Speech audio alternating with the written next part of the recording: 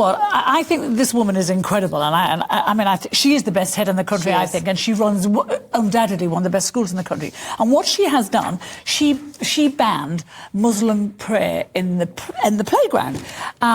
And she's been taken to court. One of the students is taking her to court and saying that she doesn't feel like she belongs in this country anymore. Now, and I've talked about this week, and somebody's saying, why can't they have a prayer room inside? You know, Britain is a secular state, and as such, state institutions are separate from religious institutions. There's no compulsion on her to have to allow all religions to and if she created a prayer room for the Muslim kids, what about the Jewish kids? Exactly. What about the Hindu kids? Kids? The Christian kids? Where does this end? Yes. Doesn't she, Dawn? If she loses, does that then a compunction on other public buildings to create automatically a Muslim prayer room? But this is a secular state. Yeah. We can't, and it's also not a Muslim country. Religion and state has got to be separate. And we're not a Muslim country. We're not a Muslim country. Now then.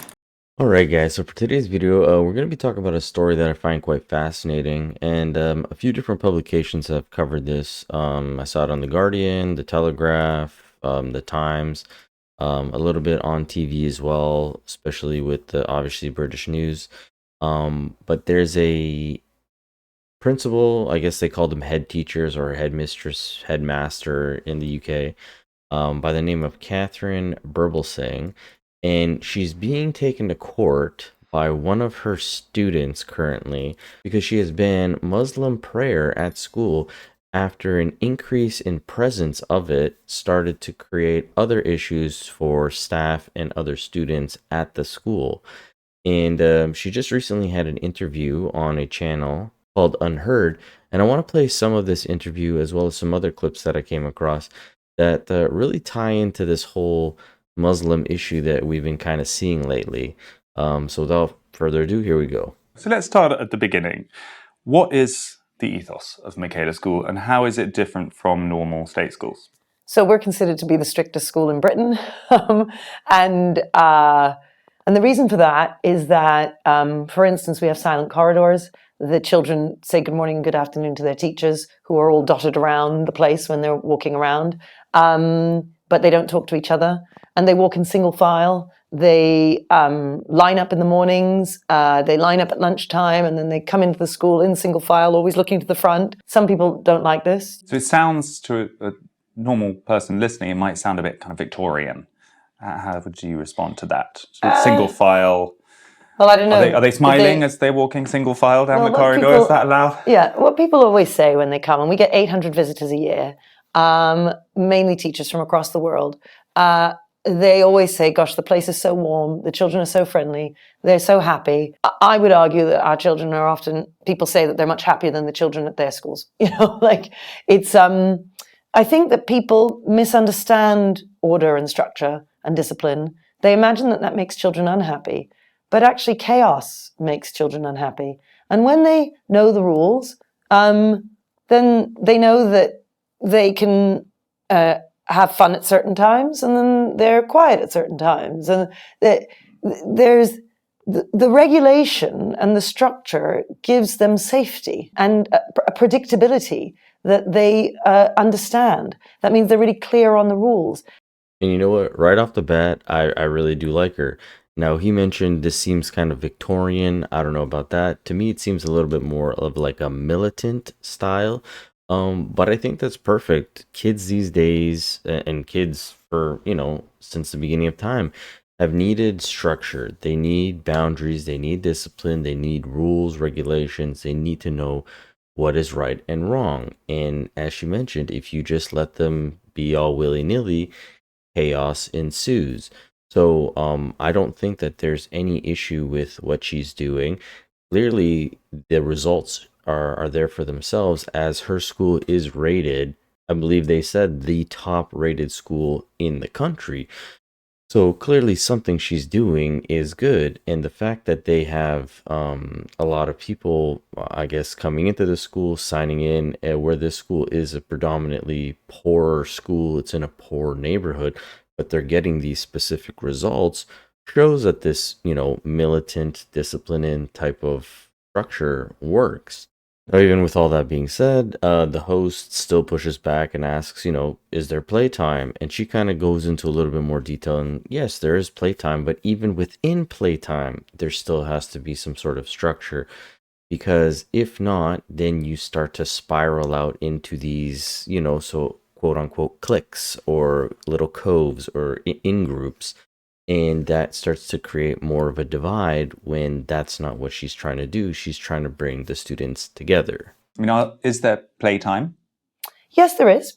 But even during the playtime, teachers are out there talking with them, making sure that there's no bullying going on, making sure that different groups are mixing. And that's one of the things that's come up in this conversation around prayer, which is that in a multicultural and multi-faith environment, I think that the adults in charge need to go out of their way to develop social cohesion amongst the children and to encourage different groups to mix. Because otherwise, people tend to just stick with their own. And then you end up with schools where you've got the Hindu kids there and the Muslim kids there and the Black Caribbean kids there and the Black African kids there and so on. And those kinds of divisions aren't helpful, not if you want a multicultural society to succeed.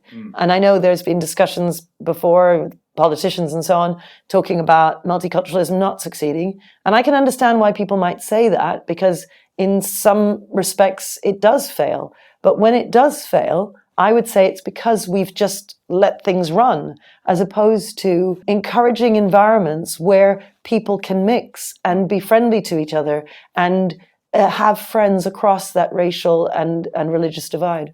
What she said here was beautiful, as we talked about in the last video that kind of dealt with this topic. Assimilation, especially when you're coming to a new country or you live in another country that is not of that culture or religion that you originally came from or that you practice, is important to have cohesion throughout everybody involved in whatever the task may be or wherever you are. Now, she stated in the beginning of the video, they're considered the strictest school in Britain. And she kind of goes into a little bit more into how important this is to her in regards to the discipline and what she calls the small c conservative values. And she goes into a little bit more detail on that. And what is the answer to that question? You think it's a question of manners or boundaries? Or? Well, it's a complicated one, but it's about the discipline, the habits that we instill in them over time, the quality of the teaching and the quality of the teachers, because we have an excellent staff body, and then we're really committed and just love the children. People don't think discipline is bad, but when it's done in love, the children understand it and they appreciate it. But then it's also our small c conservative values. What does that mean? So, personal responsibility. I'm responsible for getting my homework in, no matter what. I'm going to get a detention if I don't get it in. And nobody's going to allow me an excuse to say, it's all right, you come from a poorer background. It's all right, you've got special needs. It's all right, you're a black kid from an estate. We don't say that. We say you've got to get your homework in. In such a multicultural environment, we need something to bind us all together. And the thing that binds us together is being British. If there's just free reign for everybody to just do whatever they want and to just create these enclaves where each group is just on their own, that is divisive. And I think that schools should help to socialize children in a way so that we can all get on. Because as a country, we will never succeed if we're all fighting with each other. And if in the end, it's these are my people and those are your people and don't you mess with my people and so on. We need to be able to be friends with each other across religious and racial divides. And again, this is another great point that we even talked about in the last video again, about nationalism, how we need more of it. For her, it's Britain, as she stated. For us, for me in particular, it's Canada. In the US, you're seeing a lot of divide where, people aren't thinking like America first. They think of very much in like these little islands, these silos, these bubbles. And you need to think of the group as a whole. And when you see, the huge migrant crisis that's happening in the US, and you have people saying, oh, well, it's a humanitarian thing. You need to think about them. They're seeking asylum, which a lot of them aren't. That's another topic for another video. But people are not thinking about, yeah, but what is this going to do to us as Americans? You're starting to see it with all of these sanctuary states like New York, like Chicago, like Denver, where they're starting to feel the pressure of being open and welcoming to all of these migrants and saying, we'll take you all. And now they're seeing how much it's affecting not only the economy, the structures, all of those social securities, but just the people there in general, the American citizens who were already there, and how now they're getting their programs taken away, they're getting their spaces taken away. Like, take for example that school last week that got shut down for a few days because of the cold storm. They kicked out all the kids, sent them home to go do virtual learning just to house the migrants there so that the migrants could survive the cold. Well, again, if you didn't let the migrants in, you wouldn't have that issue. Well, we're going to let her continue because she goes into a little bit more into the whole prayer room situation. We've never had a prayer room, and we've never had a prayer room because the building is such that, well, first of all, half our kids are Muslim. So a prayer room wouldn't do. You're looking at over 300 children, right? So you need to have several rooms. If it's the case that after lunch, the non-Muslim kids are sent outside and the Muslim kids are all sent upstairs to run around the corridors to go into random classrooms to pray, well, it would mean total chaos. So I would never divide the children according to race and religion. It's just not something that I'm willing to do. So that's the underlying objection, the more principled one, I guess, apart from the practical objections, is that you just don't want the segregation. You don't want the division. Yeah. Now, again, she's very steadfast in her answer. Again, pretty much the same basic lines. She doesn't want any segregation, and, having the prayer room would cause that segregation because you're not doing that for all the other faiths. And having such a large population of Muslim students, you would need a lot more space. Now, again, the host pushes back a little bit more in regards to, well, is that the reason or is this the reason? And I want you to listen to the numbers that she states in the next clip because there's some importance to it. So is it that simply you've never had a prayer room, or you're actually not allowing prayer? So that's a good question. So we didn't have a prayer room, and everybody who comes to the school knows this. We're very clear with all the families. And, when we first opened, we had about 30% of our children who were Muslim. We have grown that to 50% of our intake being Muslim. So, and we've done that all the while without a prayer room. And when she stated the number of 30% and now it's gone up, it reminded me of a video I saw, I think 5-6 years ago, from Vice about a gentleman talking about when the Muslim population exceeds a certain percentage, problems start to arise. And this is kind of what's happening. On this issue, the country is with us. Most people like our hardline approach to solving pending problems. I mean, the UN has called this bill fundamentally discriminatory in nature. Surely by leaving out Muslims and including every other religion in this bill. No, but in this act, this is rolling back India's secular democratic core. The act cannot be faulted for that. This was a commitment we had made over several years, over several governments. We have completed the job. We know where the Muslim population is large, there's always trouble because the Islamic ideology says so. I mean, there's 200 million Muslims living in India. That's the second largest Muslim population in the world. And you're saying that wherever Muslims live, there's a problem? If Muslims become more than 30%, that country is in danger. That sounds like hatred. That sounds like language of hatred. It's easy to say hatred. I'm being kind to them by not letting them come to India. Article 14 of the Indian Constitution guarantees the right to equality, as you know, for all persons living in India. I can tell you that's a misinterpretation of Article 14. Article 14 guarantees equality of equals. I'll give you an example. Are all people not equal? All people are not equal. Muslims do not deserve equal rights to apply for citizenship. There's no such thing as equal rights. They're not in an equal category. Now that to me is very interesting that he states if a population increases more than 30% in the Muslim department, then there's going to be problems. She said her school went from 30% to now half of it, 50% is Muslim children. And now we're seeing problems with her where she's getting brought to court due to banning the Muslim prayer. in the schoolyard. Now, she did mention that the population obviously has increased from 30 to 50%. In the next clip, she kind of talks about how there's a lot of Muslim families that express that they would have liked, or they would like there to be a prayer room, but from the start there's never been, and she's been very clear that that's not what's here, that's not a facility, they're not going to have that. And these other Muslim families have understood that as you are coming to Britain and you live in Britain, again, there's a sacrifice, the assimilation that I was talking about. And after all that was said, the host then asks, well, how many kids were, at the peak of this being involved? And she said, well, about 30 kids. And when she mentions the 30, she then goes into how these other kids started harassing or kind of pressuring the other Muslim kids who either weren't practicing or weren't following the faith to a T.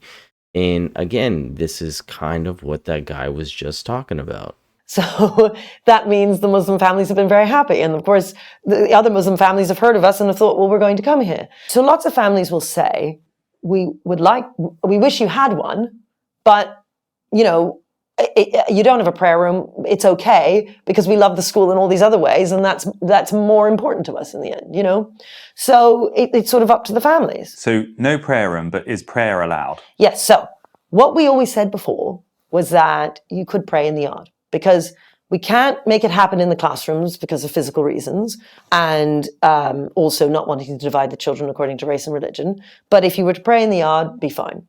For 8 years, nobody ever prayed. You never saw a single child praying? No, I personally have never seen a single child pray. And so last year, for whatever reason, I don't know, a few of the children decided to pray. And this then spun into something huge. A petition was started, a campaign of hatred was started against us, campaigning against us, saying that we obviously hate Islam, etc., etc. On what grounds? Because more people were praying than before. No, but people who see this online or see this from outside, they don't know. They just see kids outside praying. So then they're saying, why won't you let them pray inside? And they don't know why. They don't know about the building. They don't know about dividing children according to race and religion. They don't know any of those details. So how many children were praying at the peak? Remember, it's only a few days, but every day more and more were praying. So maybe about 30 or so. But that was growing every day. It was constantly growing. So it was during Ramadan. So during Ramadan, some of the children fast. And that's fine. Some of the Muslim children choose not to fast, and that's also fine. Some of the children are weaker or smaller, or a girl is on her period, or any number of reasons they decide that they're not going to fast. And then what ended up happening with the whole prayer situation is that our lovely school turned into one that was really quite horrible, where some of the more committed Muslims, as it were intimidating the Muslims who were eating and going by the break whole food stand and stopping them from eating, or intimidating them into praying. Or we noticed one girl, for instance, who never wore a hijab before, who was suddenly wearing one. So the place the culture of the place changed very quickly, within days, from being this lovely, happy place into one which was quite aggressive and intimidating, and where Muslim children were being intimidated into doing things they didn't necessarily want to do. Now, I find this super fascinating with, again, the numbers that they were stating in that previous video, the number she said. Again, the 30 seems to be the consistent marker there.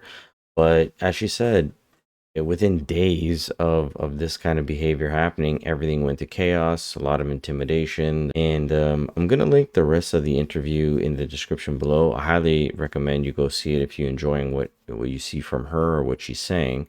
The last clip I did want to play, which I'm not going to add here because it'll make it too long. The host asked her about, well, does multiculturalism work then? And she basically kind of gives a summary of saying, it does, with the caveat of nationalism being the main priority. And I understand a lot of people, really believe in their faith, want to practice it. And when you're in a new place or in a different place, you might not want to sacrifice any of that or give any of that up. With that being said, you can't have your cake and eat it too.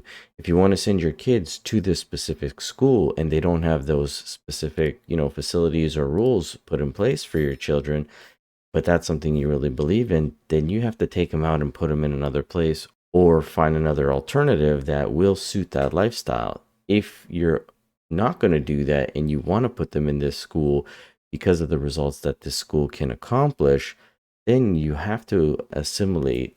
But again, this is just my opinion. I'd love to hear from you guys. Let me know in this comment section below what you guys thought about this. A little bit of a longer video, but her interview was great, and there was a lot of things that I could have covered on this. As always, thank you again, and I'll catch you guys on the next one. Thanks so much.